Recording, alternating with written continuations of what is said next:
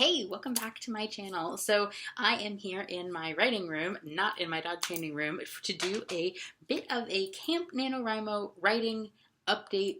What's been going on? I am super excited. Yesterday was National Dog Day. I meant to make this video yesterday, but my power went out due to a giant grass fire about 25 blocks from my house here in Portland. It is very warm and very dry here. So I didn't make this post yesterday, but belated happy National Dog Day. If you are like me and love dogs, or you are also like me and are a dog writer, I'm super excited. I feel like every day in my life is National Dog Day. My dogs rule my world, as you have seen if you have hung out on my channel at all. I'm also really excited because this year I released 3 dog books. It's been one heck of an exciting year. The most recent, which you've seen, is Tricks in the City from Mango Press. It just released this month, and it is a really fun guide to teaching your dog a whole bunch of really fun tricks. It has beautiful illustrations from trick dogs all over the world. It's amazing how beautifully Mango put it together. And then I released this exciting picture book with the brilliant dog illustrator Lily Chin. It is freaking gorgeous. I love it. It's beautiful. And this is Bedtime Stories for Rescue Dogs. And then my hybrid poetry memoir collection, Healing, which is probably the scariest thing I have ever published. The most experimental thing I've ever published for sure. And I'm so proud of it, and it's out in the world. So that was my National Dog Day excitement. I also got mail this week. Is it happy mail if it's like work mail? I don't know.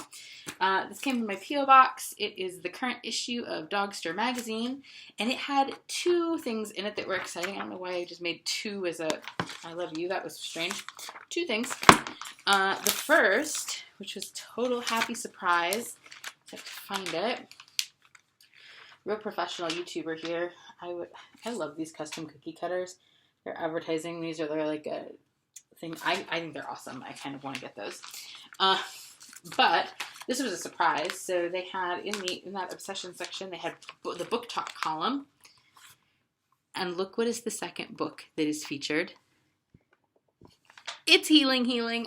I freaked out. There is nothing cooler, I feel like, than seeing one of your books getting talked about in a magazine or some kind of media outlet. It absolutely made my day. It says, Dogster contributor Sassafras Lowry recounts a spiritual-like relationship to dogs that begins in childhood, a passion for dog shows, which was fractured in adolescence with a period of homelessness, a service dog, anxiety, and the eventual return to dog sports.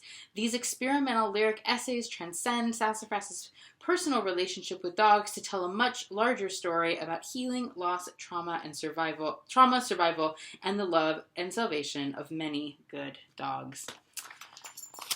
And it says that Healing. It is $9.99. You can get it on Amazon. You can get signed copies from my website. So that happens. That was exciting. And then what I knew was in this magazine, I write a lot for Dogster, online and print, and for the last 2 issues of the year, I got to take over the Bark Out Loud column, and I wrote Why We Love Black Dogs, and I wrote about Black Dog Syndrome, and all kinds of fun about black dogs. So I was really excited that this came in the mail, so that was good. And then I got to work.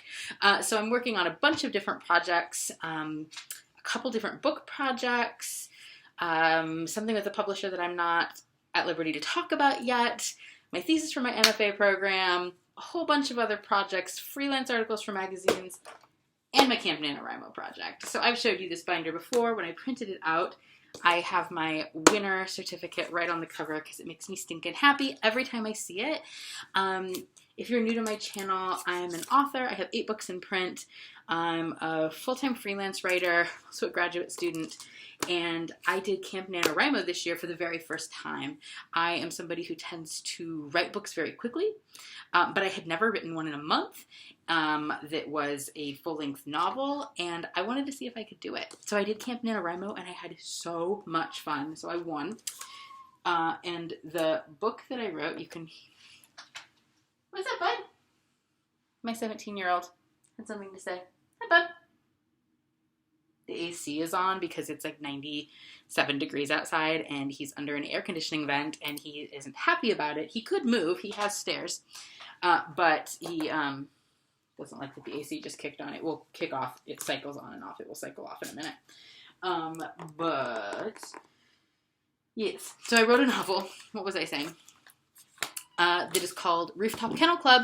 And it is a dog fiction novel set in New York, which was really fun because my family and I just relocated from New York City to Portland, Oregon last October. My partner and I drove cross country with our 3 dogs and 3 cats. If you would like a story time video, informational video about moving with lots of animals, please let me know. We're almost at the 1-year anniversary point, and I think that'd be fun to do. But so this is the book. Okay, I'm back. I pottied all the dogs. This is part of being a full-time writer who works with 3 dogs. We had to do a little potty break. So I'm back. So I wrote a novel called Rooftop Kennel Club, and I printed it out, which you saw in a video several weeks ago, and I didn't look at it. I actually didn't look at it since I finished it, which I believe was on July 28th. Finished it a couple days before the end of the month.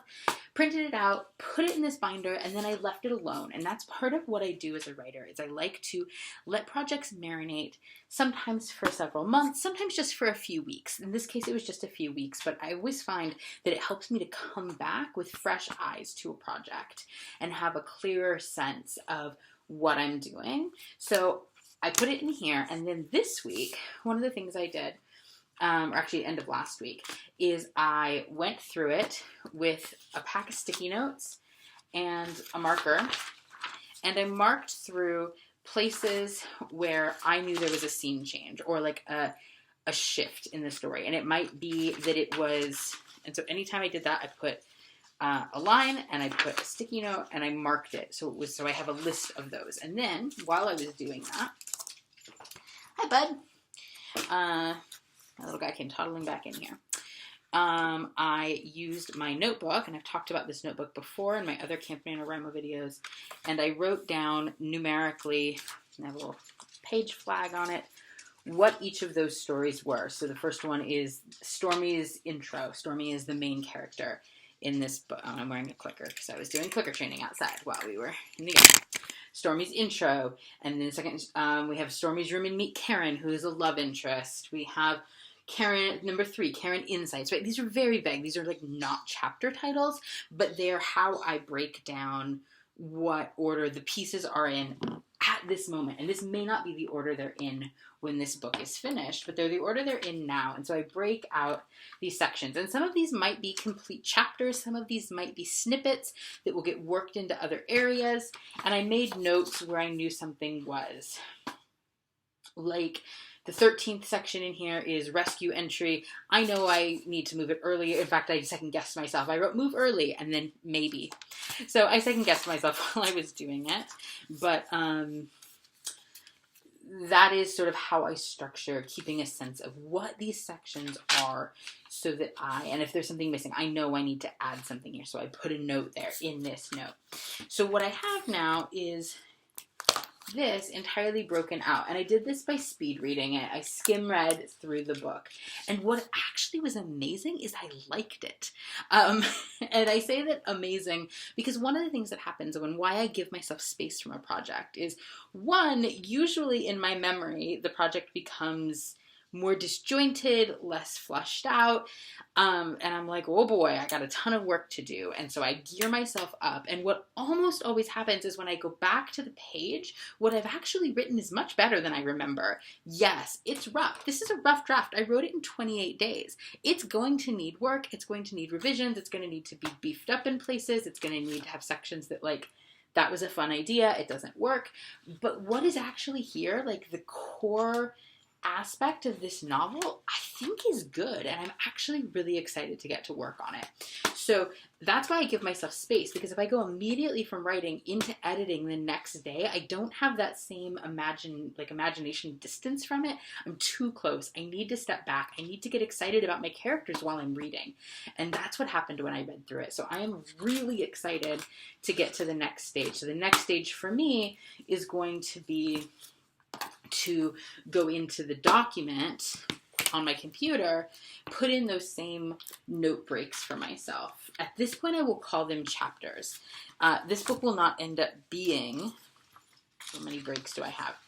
38. I did 38 breaks. It won't end up being a 38 chapter book, but it helps me on the visual page on my computer to see those sections in the same way that I'm seeing them on paper. And then I'm going to go in and move the pieces that I've already identified need to be moved, go through and start doing a complete rewrite.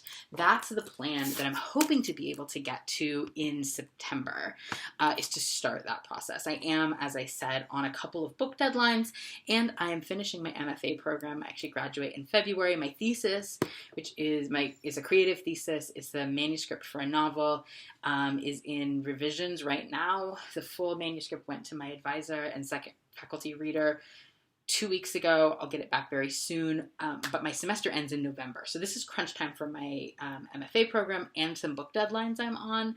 But this project is so fun, and it's something that I'm really excited about. So I'm hoping to be able to weave it into my around my freelance work, around these bigger deadlines. And I think September, I should be able to start that revision process. My goal for August was to send out a different manuscript that I'm shopping right now, and I did that, and then to do this breakdown. And so I got that done. And that's a big part of how I get my writing work done, is I set deadlines for myself. So my goal for August, the only thing I needed to get done for this project was to do this breakout. And I did. So now I get to do the fun thing, which is go back feeling really confident and excited about the project and start revising. I hope that your Camp NaNoWrimo project has been going really well too. Let me know in the comments what you've been working on with your project this month, if anything, or if you just took a break, which is also completely understandable. I am so excited to be writing my first my first dog-focused novel. The only other dog fiction that I've published has been this picture book, which was so amazing to do this year. And I'm excited to do a full-length novel now. I think that it's just really exciting to be able to combine my passion for novel writing. I do have 3 novels in print, with my passion for being a dog writer. And it's new, it's exciting. I'm excited for you to see it. So I will be back in another video soon. Give this video a thumbs up if you liked it. Please subscribe if you haven't already subscribed. I'm really trying to build this channel. It's a combination of my creative writing life, my working with dogs, the way that those worlds intermix with each other, and I hope you'll have a lot of fun here.